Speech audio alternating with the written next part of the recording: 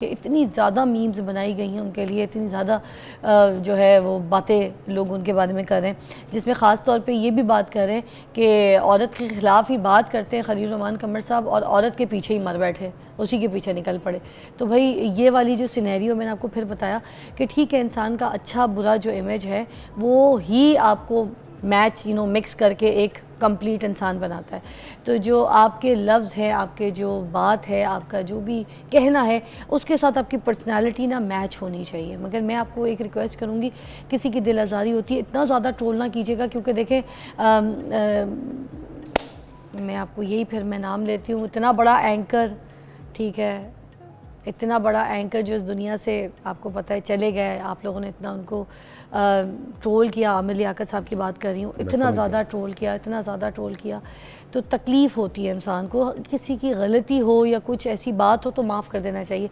उनकी वो वीडियो भी मुझे बड़ी अच्छी लगी जिसमें उन्होंने ये बात कह दी कि भाई मर्द वही है जो पकड़ा जाए तो उसके बाद ढिठाई में डटा ना रहे, माफ़ी मांग के तो बात को दरगुजर कर दे। तो हमने भी उनको बुलाने की कोशिश की थी, मगर हमारा जो शो है वो बहुत सुबह सुबह होता है, तो इसलिए भी वो नहीं आ सके होंगे। क्योंकि रात को ये मैं इसलिए नहीं कह रही कि रात 3 बजे उन्होंने कहीं फिर से ट्रैप होना था, वो रात जाग रहे होंगे। डॉक्टर ने अभी उनको मना किया कि डिप्रेशन है, ये है, वो है। फिर सुबह सूरज की रोशनी में अभी वो बाहर नहीं आ सकते, तो जाहिर सी बात है एक ट्रॉमे से गुजरें, एक तकलीफ़ से गुजरें।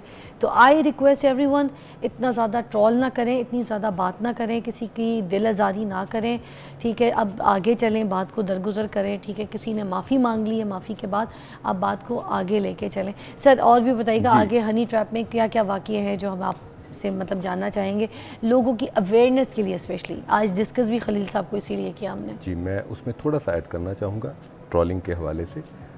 खलीलुर रहमान साहब को ट्रोलिंग करना इसलिए भी इमोरल होगा कि ये विक्टिम ब्लेमिंग में चला जाता है कि एक उसके साथ ज़्यादती हुई, दूसरा मुआशरा उसको ब्लेम करना शुरू कर दे। और मैं ये क्लियरली बताना चाहता हूँ कि ये वाक़या किसी के साथ किसी भी वक्त पेश आ सकता है जी। हम तमाम इंसान हैं, अपनी तमाम तर बशरी कमज़ोरियों के साथ इस दुनिया में रहते हैं, और वो हनी ट्रैप करने वाले इन्हीं बशरी कमज़ोरियों को एक्सप्लॉइट करते हैं। ऐसा हादसा पेश आया कभी आपको, किसी ने कॉल किया उस तरह हनी ट्रैप के लिए? मतलब डिपार्टमेंट्स में भी तो लोग कॉल करके कोशिश करते हैं ना कि डिपार्टमेंट का रास निकल आए, या ये बंदे का कोई हाथ का कोई कांचा फिट हो जाए। सिर्फ मेरे साथ नहीं, अक्सर पुलिस अफसरों के साथ हनी ट्रैपिंग के वाक़यात होते हैं, लेकिन चूँकि हमें इनके तरीका वारदात का इल्म होता है। अगर फ़र्ज़ करें एक लड़की फ़ोन करती, जी अस्सलाम वालेकुम, तो हम कहते जी बेटा बताइए। हाँ, तो हमने साथ ही फायर वॉल खड़ी करनी है कि बीबी ये आप किसी और को देखिए, ठीक है, यहाँ पे वो टारगेट मैं आपका नहीं बन सकता। ठीक है। टेलीफोन के अलावा पुलिस अफसरों को, सिविल अफसरों को ख़वातीन बाकायदा ट्रैप करने के लिए भेजी जाती हैं, कुछ गैंग्स भेजते हैं। ठीक है। तो वहाँ पे जो उसको ना समझ सका तो उसके साथ वही होगा जो जिम खाने में एक सीनियर ब्रोकरेट के साथ रिसेंटली हुआ है। अच्छा, अब ये जो लड़की थी आयशा जिसने खलील साहब को ट्रैप किया, आमिना, तो आमना के अच्छा आमना नाम है उसका, आमना के बारे में भी कुछ बताइए ना कि क्या उसने कबूल कर लिया कि इसकी गलती थी, उसने ये हरकत की है, ये जो ग्रुप था, ये गैंग था, ये इसके साथ मिला हुआ था। आपने बताया कि उसमें से एक लड़का जो है उसके ऊपर कत्ल के भी केसेस हैं। जी, 8 कत्लों के, 8 कत्ल के पर्चे हैं जी। डेस्परेट क्रिमिनल है वो। अच्छा, हसन शाह के साथ, हसन शाह पर खुद 8 कत्ल के पर्चे हैं और वो ऐसे घूम फिर रहा है आराम से। He is most wanted criminal of Sheikhupura police. तो why is out? उसके लिए छापे मारे जा रहे हैं, वो इश्तिहारी किया हुआ है उसे। और what's his name?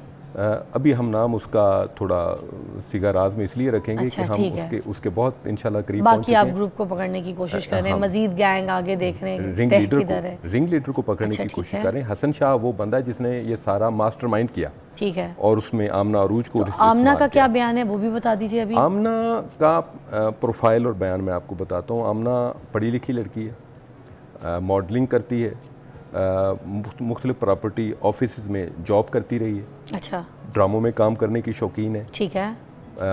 मुख्तलिफ पार्टियों में उसकी मुलाकात हसन शाह और सारे गैंग के बाकी मेंबरों के साथ होती है। वहाँ फिर ये प्लान बनता है कि आप ड्रामों में काम करना चाहती हैं, हम आपको ड्रामों में काम दिलवा देंगे। ठीक है। खलीलुर रहमान कमर साहब, मतलब वो ऐसी इन गैंग की लड़की नहीं है, वैसे वो ठीक लड़की है, उसको भी पहले ट्रैप किया गया है। इस गैंग ने? वो मर्जी से शामिल हुई है। अच्छा, मर्जी से शामिल? उसे ट्रैप नहीं किया गया। ट्रैप नहीं किया, वो अपनी मर्जी से शामिल, वो अपनी आज़ाद मर्जी से शामिल हुई है। तो उसके बाद उन्होंने कहा कि खलीलुर रहमान कमर साहब चूँकि नॉन फिगर है तो उनके पास पैसे भी बहुत ज़्यादा होंगे। अच्छा, तो जबकि आर्टिस्ट के पास कोई पैसे नहीं होते, हवाई रोजी है। यही उनके साथ हुआ। अच्छा, उन्होंने कहा जी टोटल 2.5 लाख रुपया मेरे अकाउंट पे है तो वो तुसी लै लवो। तो वो फिर एटीएम के जरिए उन्होंने वो पैसे उनके निकलवा लिए। अच्छा, निकलवा लिए। उनकी जो कीमती बिलोंगिंग्स थी, मोबाइल, घड़ी, वो वगैरह उतरवा ली। और जब उन्हें पता चला कि ओहो इनके पास तो कोई पैसे नहीं है, तो फिर उनको उन्होंने फेंक दिया। और मैं ये बात बताना चाहता हूँ, खलीलुर रहमान कमर साहब अल्लाह ताला के फजल से महफूज रहे, अदरवाइज़ उनकी जान को ख़तरा था। अच्छा, तशद्दुद किया था बाबूजी के ऊपर? सिर्फ उनको डराने धमकाने के लिए हल्का फुल्का किया था, तशद्दुद किया था। कोई ऐसी वीडियोस बनाने की कोशिश तो नहीं की? ऐसी वीडियोस हमारी तफ्तीश ब्लैकमेल करने के लिए उनके पास कोई ऐसी चीज़ है जो कि वो खलील साहब को आगे ब्लैकमेल कर सकें? अभी तक कोई ऐसी चीज़ सामने आई नहीं। अच्छा, और ये कितने घंटे उनको अपने पास रखा गया? ये कई घंटे तक, सुबह उसके बाद 4 बजे उन्होंने अगवा किया तो फिर उनको ले गए। सर, क्या पैगाम देना चाहेंगे लोगों को? ये भी बता दें, और कोई एक और ऐसा वाक़या ज़रूर सुना दीजिए, हमारे पास टाइम बिल्कुल शॉर्ट है, ताकि हनी ट्रैप से बचने के लिए लोग अवेयरनेस हासिल कर सकें। हनी ट्रैप से बचने के लिए अच्छा, ये हनी ट्रैप से बचने के लिए सिर्फ नौजवानों के लिए नहीं, ये 70 साल के बाबे भी हनी ट्रैप में फंस जाते हैं। रियली? बिकॉज ये आपकी महरूमियाँ होती हैं, आपके कॉम्प्लेक्सेस होते हैं जो आपको हनी ट्रैप में फंसा देते हैं। जो एक बंदा सेल्फ सेटिस्फाइड है और बड़ा क्लियर माइंडेड है, वो हनी ट्रैप में आमतौर पे नहीं फंसता। ठीक है। तो उसमें सबसे पहले याद रखें कि जो भी आपको अननोन कॉल आए तो उस पर कभी भी यकीन ना कीजिए। एक वाकया भी हमें सुना दें ताकि फिर हम ब्रेक पे जाएं और फिर ब्रेक के बाद आपसे मैसेज लेंगे। देखिए, इसमें एक बड़ा मशहूर वाकया कुछ अर्से पहले हुआ था। क्या? लाहौर की एक बहुत बड़ी बिजनेस फैमिली, अच्छा, बिजनेस फैमिली का सरबराह, ठीक, उसकी गर्लफ्रेंड ने उसे हनी ट्रैप करके ब्लैकमेल करना शुरू कर दिया। अच्छा, वो विदाउट ग्रुप था, ग्रुप नहीं था? वो विदाउट ग्रुप था। वो सादी एक लड़की ने? वो एक लड़की थी, उसने हनी ट्रैप करना शुरू कर दिया, उससे ब्लैकमेल करके पैसे लेना शुरू कर दिए। अब उसने सोचा कि इस तरह ये तो मेरा खून चूस जाएगी। उसने, अब ये भी बंदा ख़तरनाक था, तो इसने अपने बंदों के ज़रिए उस खातून को जो उसको ब्लैकमेल कर रही थी उसको अगवा करवाया। अगवा करवाने के बाद मर्डर करवाया और उसकी लाश के टुकड़े करके लाहौर शहर की सड़कों पे फेंकवा दिए। अच्छा, वो केस भी CIA ने ट्रेस किया था। उसमें उसका हाथ मिला, उस खातून का हाथ से हमने उसके फिंगरप्रिंट्स लिए। फिंगरप्रिंट्स लेके नादरा से चेक किया तो पता चला ये फ़लाँ फ़लाँ फ़लाँ है। हमने उसको ट्रैक बैक करना शुरू कर दिया।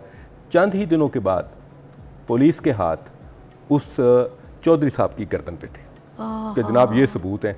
तो उसने अब तो पकड़ा गया। अब चौधरी साहब का नाम बता दें जी। वो हम क्योंकि इसमें आला अदलिया की तरफ से कुछ पाबंदियां हैं कि आप इस तरह नाम नहीं ले सकते। देन फिर ये कि चौधरी साहब ने अपनी जान बचाने के लिए मकतूला के रिश्तेदारों से सुलह की और दियत में करोड़ों रुपए दे के अपनी उससे जान छुड़वाई थी उस केस से। सो इसमें हनी ट्रैप करने वाला भी महफूज नहीं होता। ठीक है, उसकी जान को भी खतरा है। अगर जान को मतलब दोनों तरफ खतरा है। एसपी साहब, यहाँ पर हम ये बताने की कोशिश करें, ना आपने करना है ना इसके ऊपर कोई आपने ट्रैप में आना है, ठीक है, ना करना है ना फंसना है। ये दो चीज़ें दिमाग में यहाँ पे बिठा लीजिए।